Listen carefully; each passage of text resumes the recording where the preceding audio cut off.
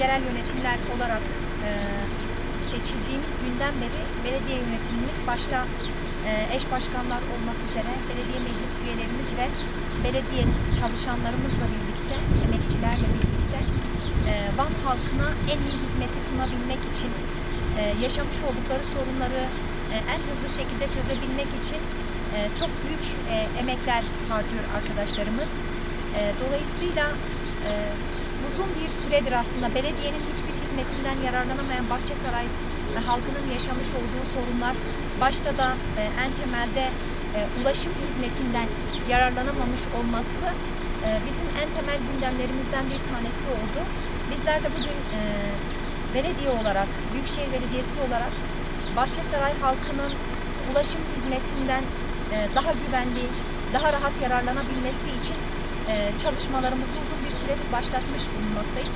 Başta Ulaşım Dairesi Başkanlığımızda bulunan arkadaşlarımız, başkanımız başta olmak üzere ve burada emek veren arkadaşlarımızla birlikte Van halkının ulaşım konusunda yaşamış olduğu sorunu çözebilmek için büyük emekler harcadılar. Bugün de Bahçesaray'a otobüs seferlerimiz başlamış bulunuyor. Buradan bir kez daha belirtmek gerekir. Başta Van halkının bütün sorunlarını çözebilmek, daha rahat bir yaşam sürebilmesi için elimizden geleni yapacağız. Daha iyi bir hizmet sunabilmek için gece gündüz çalışacağız.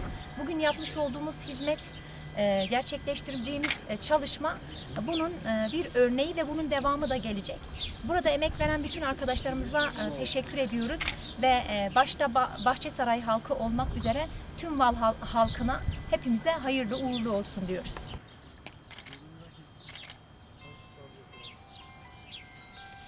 İletiyoruz. Çok teşekkür ederiz başkanım. Emeklerinize sağlık. Sizin de çok Hepinizin çabanız emeklerine oldu. sağlık. Daire başkanımızın, sizin, herkesin katkısı olan herkese çok teşekkür ediyoruz.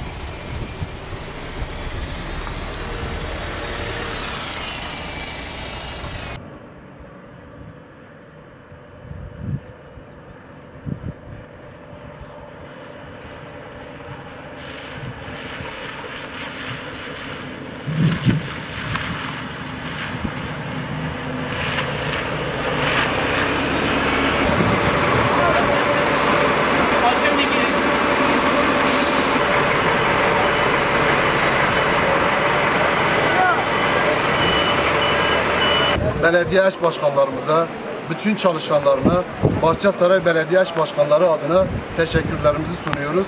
biliyoruz Bahçesaray'da bu bir ilktir ve hizmetlerimizin devamı gelecektir. Hepinize teşekkür ediyoruz.